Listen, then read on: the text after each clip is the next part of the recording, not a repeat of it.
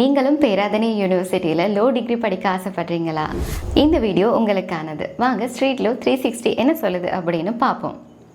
நிறைய பேர் university of பேராதனையில் லோ டிகிரி செய்யணும் அப்படின்னு ஆசைப்படுறாங்க. ஆனால் அவங்களுக்கான ப்ராப்பரான கைடன்ஸ் வெளியில் கிடைக்கிறது ரொம்ப குறைவு.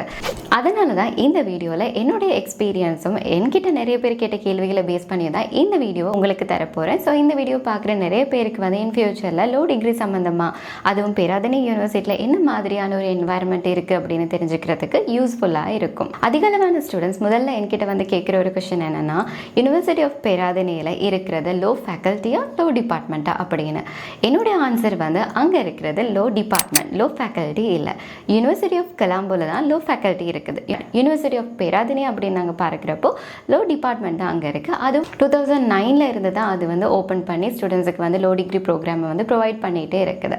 அதனால் இது ஆர்ட்ஸ் ஃபேக்கல்ட்டிக்கு கீழால் இருக்கிற ஒரு டிபார்ட்மெண்ட்டாக தான் அங்கே இருக்குது. ஸோ அங்கேருந்து எங்களுக்கு கிடைக்கிற லோ டிகிரி லோ ஃபேக்கல்ட்டிக்கு கீழால் வராது, ஆர்ட்ஸ் ஃபேக்கல்ட்டிக்கு கீழால் தான் வரும். இது தவிர இன்னொரு கொஸ்டின் எல்லாருக்குமே இருக்கிறது என்னென்னா, பேராதனையில் இருக்கிற லோ டிகிரி ப்ரோக்ராம் எந்த லாங்குவேஜில் ப்ரொவைட் பண்ணுறாங்க அப்படிங்கிறது. என்ன லாங்குவேஜ் அப்படின்னு நாங்கள் பார்க்குறப்போ இங்கிலீஷில் மட்டும்தான் ப்ரொவைட் பண்ணுறாங்க. அதாவது யூனிவர்சிட்டி ஆஃப் கொலம்போவை பார்த்தா அங்கே எல்லா லாங்குவேஜஸ்லையுமே நீங்கள் லோ படிக்கக்கூடியதாக இருக்குது. அதாவது இங்கிலீஷ், தமிழ், சிங்களம் அப்படிங்கிற 3 லாங்குவேஜ்லையுமே உங்களுக்கு லோ படிக்கலாம். ஆனால் பேராதனை யூனிவர்சிட்டியை பொறுத்த வரைக்கும் லோ அப்படின்னு நீங்கள் படிக்கணும் அப்படின்னு வந்துட்டால் கண்டிப்பாக இங்கிலீஷ் மீடியமில் மட்டும்தான் படிக்கணும். ஏன்னா அது ஒரு சின்ன டிபார்ட்மெண்ட். ஸோ அதில் ரொம்ப குறைவான ஸ்டூடெண்ட்ஸ் தான் இருப்பாங்க. கிட்டத்தட்ட நாங்கள் படிக்கிறப்போ 50 ஸ்டூடெண்ட்ஸ் தான் இருந்தாங்க. ஸோ அதனால் அது ஒரு மீடியமில் தான் இப்போதைக்கு ப்ரொவைட் பண்ணிகிட்ருக்குறாங்க. இது தவிர இன்னொரு கேள்வி கேட்டிருக்காங்க, அங்கே என்ன பாடங்கள் நீங்கள் படிப்பீங்க லோ டிகிரி ப்ரோக்ராமில் அப்படின்னு. நாங்கள் யூஸ்வலாக அங்கே லோ டிகிரி ப்ரோக்ராம் படிக்கிறப்போ philosophy, psychology, maths, logic, political science அப்படின்னு நிறைய ஆர்ட்ஸ் ரிலேட்டடான சப்ஜெக்ட்டுமே நாங்கள் படிச்சிருக்கோம். இதற்கான காரணம் என்னென்னா, யூனிவர்சிட்டி ஆஃப் பேராதனையில் லோ டிகிரி ப்ரோக்ராம் ஒரு இன்டர்டிசிப்ளினரி ப்ரோக்ராமாக தான் இருக்குது. அப்படின்னா என்ன அர்த்தம் அப்படின்னு பார்க்குறப்போ, லோ அப்படின்னு சொல்கிறப்போ லோ மட்டும் நாங்கள் படிக்க போகிறது இல்லை, அது மற்ற பாடங்களோடு இணைஞ்சு ஒரு கலவையான பாடமாக தான் நாங்கள் படிக்க போகிறோம். அப்படிங்கிறத அர்த்தம் தான் இன்டர்டிசிப்ளினரி அப்படின்னு சொல்கிறது. அதனால தான் நாங்கள் political science, philosophy, psychology, maths, logic அப்படின்னு ஒரு சில ஆர்ட்ஸ் ரிலேட்டடான பாடங்களுமே கூட ஃபஸ்ட் இயரில் கம்ப்ளீட் பண்ண வேண்டியதாக இருந்தது. இப்படி ஏன் நாங்கள் படிக்கிறோம் அப்படின்னு உங்களுக்கு ஒரு டவுட் வரலாம். உதாரணத்துக்கு நாங்கள் இங்கே லோ டிகிரியை முடிச்சுட்டு வெளியில் ஒரு லாயராக எப்போ சரி போகும்போது ஒரு சொசைட்டியோட கனெக்ட் ஆகி நாங்கள் ஒர்க் பண்ணணும். அப்படி நாங்கள் ஒர்க் பண்ணுறப்போ நிறைய மக்களை சந்திக்க வேண்டியதாக இருக்கும். அப்படி சந்திக்கிற நிறைய மக்கள் ஏதாவது ஒரு பிரச்சனையில் பாதிக்கப்பட்டவங்களாக தான் இருப்பாங்க. அப்போ பாதிக்கப்பட்ட மக்களோடு நாங்கள் கதைக்கிறப்போ எப்படி நாங்கள் எம்பத்தட்டிக்காக இருக்கணும், எப்படி நாங்கள் அவங்கள ஹேண்டில் பண்ணணும் அப்படின்னு சைக்காலஜிக்கலாக நாங்கள் படிச்சுக்கிறதுக்கும் ஈவன் இங்கே நாங்கள் படிக்கிற சைக்காலஜி, ஃபிலாசபி இந்த மாதிரியான பாடங்கள் எங்களுக்கு உதவியாக இருக்கும். அதனால தான் நாங்கள் லோவை லோ அப்படிங்கிற ஒரு பாடமாக, அதாவது லோவோட ரிலேட்டடான சில சப்ஜெக்டை மட்டும் படிக்காமல் ஆர்ட்ஸ் ரிலேட்டடான சப்ஜெக்டும் படிக்கிறதுக்கான மெயின் ரீசன் இதுதான். அதாவது லாயர்ஸாக இருக்கிறவங்க எம்பத்தட்டிக்காக ஒரு ஃப்யூச்சரில் வரணும் அப்படிங்கிற ஒரு பேசிக் ஒரு ஆப்ஜெக்டிவ் அதுக்கு இருக்குது. இது தவிர நிறைய பேர் கேட்ட ஒரு கொஸ்டின் என்னென்னா, லோ டிகிரி படிக்கிறது ரொம்ப கஷ்டமா அப்படின்னு. என்னை பொறுத்த வரைக்கும் ஹானஸ்ட் ஆன்சரை சொல்லணுமா இருந்தால் ஆமாம், கொஞ்சம் கஷ்டம்தான்.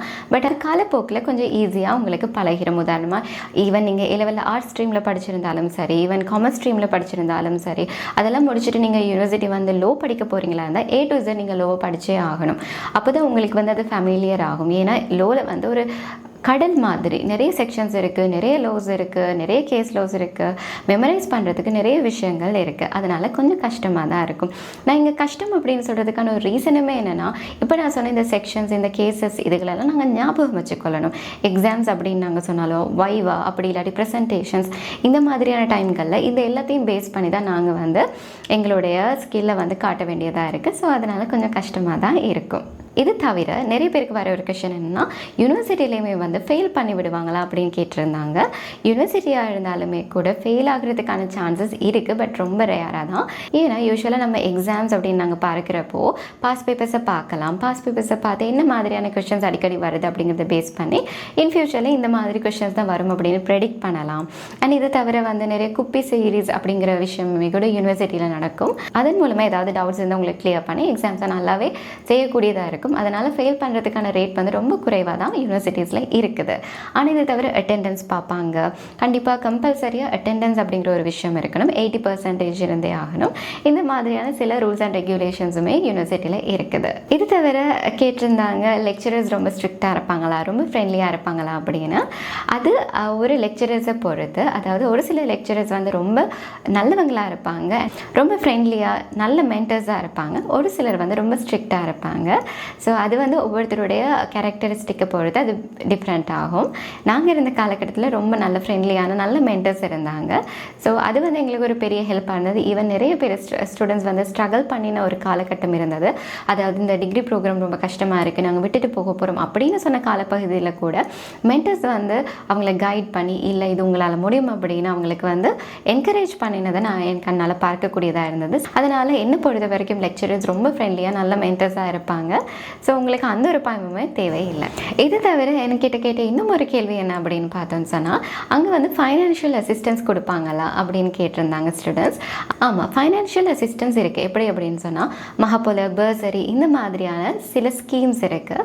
அதன் மூலமாக உங்களுக்கு மந்த்லி ஒரு குறிப்பிட்ட அமௌண்ட் கிடைக்கக்கூடியதாக இருக்கும். எங்களுடைய யூனிவர்சிட்டியை பொறுத்த வரைக்கும் சில ஸ்காலர்ஷிப்ஸை ப்ரொவைட் பண்ணுறாங்க. ஸோ அது மந்த்லி உங்களுக்கு ஏதாவது ஒரு அமௌண்ட்டு கொடுக்கக்கூடியதாக இருக்கும். ஈவன் எனக்குமே வந்து செகண்ட் இயர்லேருந்து ஃபைனல் இயர் வரைக்கும் ஒரு மிஸ்டர் ராமநாதன் மனோகரன் ஸ்காலர்ஷிப் அப்படின்னு ஒரு ஸ்காலர்ஷிப் கிடைச்சது. ஸோ அது பெரிய யூஸ்ஃபுல்லாக இருந்தது. அவருக்கும் இந்த இடத்துல தேங்க் பண்ணிக்கிறதுக்கு நான் விரும்புகிறேன். அதோட நிறைய பேருக்கு வேறு இன்னொரு டவுட் என்ன, ஹாஸ்டல் சம்மந்தமாக. University of Peradeniya law degree படிக்க வாரீங்களா இருந்தால் நீங்கள் பயப்படவே தேவையில்லை. அதாவது ஹாஸ்டல் ஃபெசிலிட்டிஸும் உங்களுக்கு இருக்குது. ஹாஸ்டல்ஸ் வந்து first year, third year, fourth year இந்த மாதிரி இயர்ஸ்க்கு தான் கொடுப்பாங்க. செகண்ட் இயர் மட்டும் நீங்கள் வெளியில் இருக்கணும். அதுவுமே கேண்டியில் இருப்பீங்களா இருந்தால், அப்படி இல்லாட்டி கேண்டியை அண்மித்த சில பகுதிகளில் இருப்பீங்களா இருந்தால் அந்த ஹாஸ்டல் ஃபெசிலிட்டிஸும் உங்களுக்கு கிடைக்கக்கூடியதாக இருக்காது. பிகாஸ் இது வந்து முழுக்க முழுக்க அதாவது தூரத்துலேருந்து வரவங்களுக்காக அமைக்கப்பட்ட ஒரு முறையாக தான் இருக்குது. ஸோ அதுக்கேற்ற மாதிரி தான் ரூல்ஸ் அண்ட் ரெகுலேஷன்ஸுமே இருக்குது. அண்ட் இதெல்லாத்தையும் தாண்டி நாங்கள் பார்த்தோம்னு சொன்னால், ஃபைனல் இயரில் நீங்கள் ஒரு டெசிடேஷன் அப்படின்னு ஒரு விஷயம் செய்யணும். அதாவது ஒரு ரிசர்ச் மாதிரி கண்டிப்பாக உங்களுக்குன்னு சொல்லி ஒரு ரிசர்ச் ஒன்று நீங்கள் செய்யணும். அந்த ரிசர்ச் செஞ்சு சப்மிட் பண்ணினா தான் உங்களுடைய டிகிரி ப்ரோக்ராம் வந்து முழுக்க கம்ப்ளீட் ஆகும். அது கிட்டத்தட்ட 10,000 வேர்ட்ஸ் 15,000 வேர்ட்ஸ்க்கு மாதிரி நீங்கள் செய்ய வேண்டியதாக இருக்கும். அதே மாதிரி இங்கே லோ டிகிரி ப்ரோக்ராமோட இன்டர்ன்ஷிப் அப்படிங்கிற ஒரு விஷயமுமே இருக்குது. இன்டர்ன்ஷிப்புமே பெரிய ஒரு நல்ல ஆப்பர்ச்சுனிட்டி வந்து ஸ்டூடெண்ட்ஸுக்கு கொடுத்துட்டு இருந்தது. அதாவது கவர்மெண்ட் இன்ஸ்டிடியூஷன்ஸில் ஸ்டூடெண்ட்ஸ் போயிட்டு ஒரு குறிப்பிட்ட காலம் வந்து இன்டர்ன்ஷிப் செய்யக்கூடியதாக இருக்கும். அதுவுமே கூட ஒர்க் எக்ஸ்பீரியன்ஸ் இல்லாதவங்களுக்கு ஒரு நல்ல எக்ஸ்பீரியன்ஸை கொடுக்கறதுக்கான ஒரு அடித்தளமாக இருக்குது. அண்ட் இதெல்லாத்தையும் தவிர யூனிவர்சிட்டி ஆஃப் பேராதனை அப்படிங்கிறது ஒரு ஹெவன் மாதிரி. அதாவது ஹெவனுக்குள்ளே படிக்க கிடைச்ச எப்படி இருக்கும் அது மாதிரியான ஒரு ஃபீலிங்கில் தான் யூனிவர்சிட்டி ஆஃப் பேராதனை அமைஞ்சிருக்கு. அதாவது என்வாயர்மெண்ட் ஃப்ரெண்ட்லியான ஒரு யூனிவர்சிட்டி. ஸோ இந்த யூனிவர்சிட்டியில் 2023 என்னுடைய டிகிரி ப்ரோக்ராமை கம்ப்ளீட் பண்ணி 2024 கிராஜுவேஷன் கம்ப்ளீட் ஆகுது. ஸோ இப்படி தான் என்னுடைய லோ ஜேர்னி இருந்தது. அண்ட் இது மாதிரியான கொஷின்ஸ் நிறைய பேர் என்கிட்ட கேட்டிருந்தீங்க. ஸோ அந்த டைமே நான் யோசித்த ஒரு விஷயம் என்னென்னா, நிறைய பேர் வெளியில் இருக்கிறவங்களுக்கு இந்த லோ ரிலேட்டடான விஷயங்கள் வந்து தெரியறது ரொம்ப குறைவு. அண்ட் இங்கே லோ டிகிரி ப்ரோக்ராம் எப்படி செய்கிறாங்க அப்படிங்கிற சம்மந்தமான டவுட்ஸுமே இருக்குது. ஸோ அந்த டவுட்ஸ் எல்லாம் கிளியர் பண்ணுறதுக்காக இந்த வீடியோ நான் உங்களுக்காக செஞ்சேன். இந்த வீடியோ இப்போ தான் பார்க்குறீங்களா இருந்தால் இந்த வீடியோ லைக் பண்ணிவிடுங்க. அதே மாதிரி இந்த சேனலை முதல் முறை பார்க்குறீங்களா இருந்தால் ஸ்ட்ரீட் லவ் 360 சேனலை மறக்காமல் சப்ஸ்கிரைப் பண்ணிவிடுங்க.